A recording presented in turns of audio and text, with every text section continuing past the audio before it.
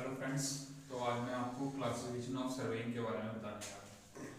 तो सर्वेइंग जो है वो पहले इसकी मेन जो क्लासिफिकेशन है, जहाँ आप मेन डिवीजन कह सकते हो। तो मेनली जो है सर्वे दो तरह से होते हैं। एक होता है प्लेन सर्वेइंग,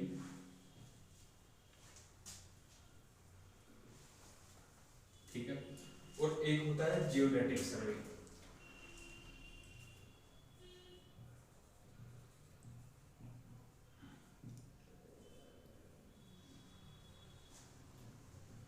तो ये मैं आपको थोड़ा डिटेल में बताता हूँ कि प्लेन सर्वेइंग क्या है और जियोडेटिक सर्वेइंग क्या है, और ये जो डिवीजन है ये क्यों की गई है।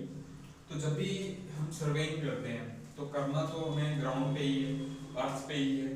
तो अर्थ तो हम सब जानते हैं कि स्फेरिकल शेप है, ओवल कह सकते हो आप उसको, तो प्लेन तो है नहीं, ठीक है। तो अगर हम ज़्यादा एरिया पे काम कर रहे हैं, ज़्यादा एरिया पे सर्वेइंग कर रहे हैं, तो वहाँ पे हमें अर्थ का कर्वेचर के का भी ध्यान रखना पड़ेगा। तो आप अगर तो आप 260 स्क्वायर किलोमीटर तक काम कर रहे हैं, तो आप जो कर्वेचर ऑफ अर्थ है उसको निगलेक्ट कर सकते हो, इग्नोर कर सकते हो। Curvature of earth is neglected. तो अगर आप निगलेक्ट कर रहे हो कर्वेचर ऑफ अर्थ को, छोटे एरिया पे काम कर रहे हो, तो आप उसको प्लेन सर्वेइंग कह सकते हो।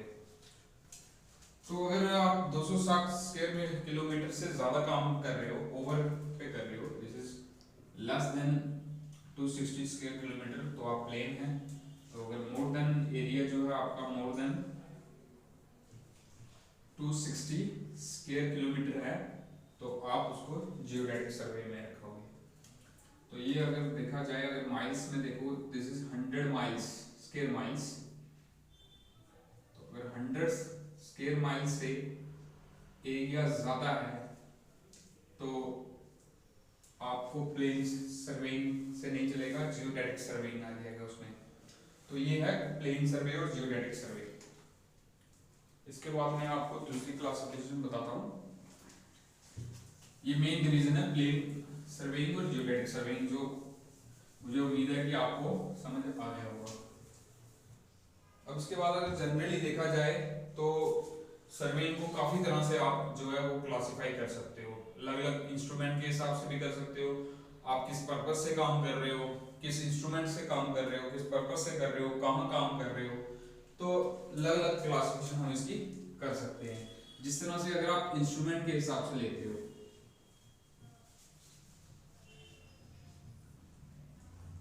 तो इंस्ट्रूमेंट जो आप इस्तेमाल कर रहे हो, तो अगर आप चेन का इस्तेमाल कर रहे हो सर्वेइंग में, तो आप उसको चेन सर्वे भी कह सकते हैं, चेन सर्वेइंग। तो अगर आप चेन नहीं कर रहे हो इस्तेमाल, कंपास मेनली कर रहे हो, चेन भी कर रहे हो, बट मेन जो है आपका इंस्ट्रूमेंट जो है वो कंपास है, तो आप उसको कंपास से लिख देंगे, क्योंकि आपने वो कंपास की मदद से किया है। तो इसी तरह से आपके डिफरेंट इंस्ट्रूमेंट्स हैं। थियोडोलाइट सर्वेइंग हो गया,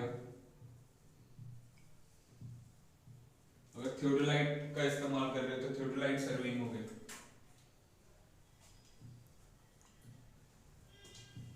वहीं टैकोमीटर है, तो वो टैकोमेट्रिक सर्वे कह सकते हैं उसको।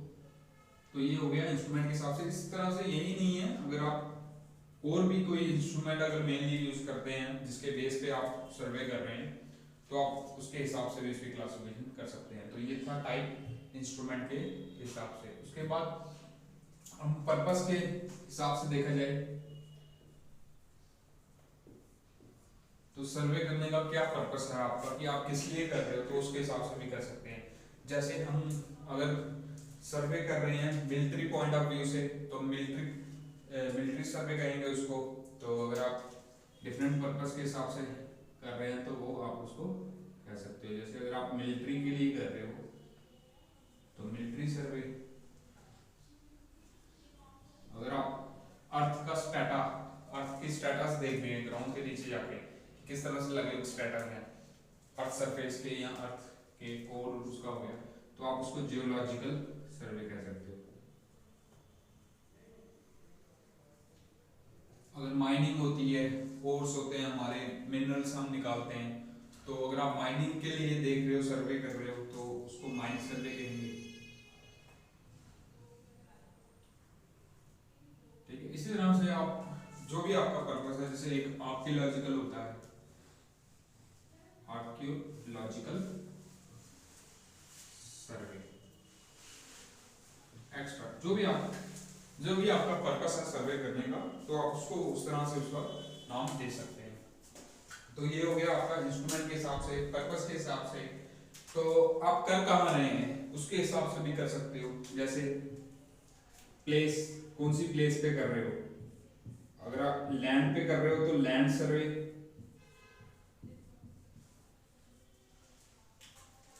अगर आप वाटर में कर रहे हो तो हाइड्रोलॉजिकल सर्वे या मेरानिक सर्वे कह सकते हो उसको आप, मेराइन सर्वे, या उसको आप हाइड्रोलॉजिकल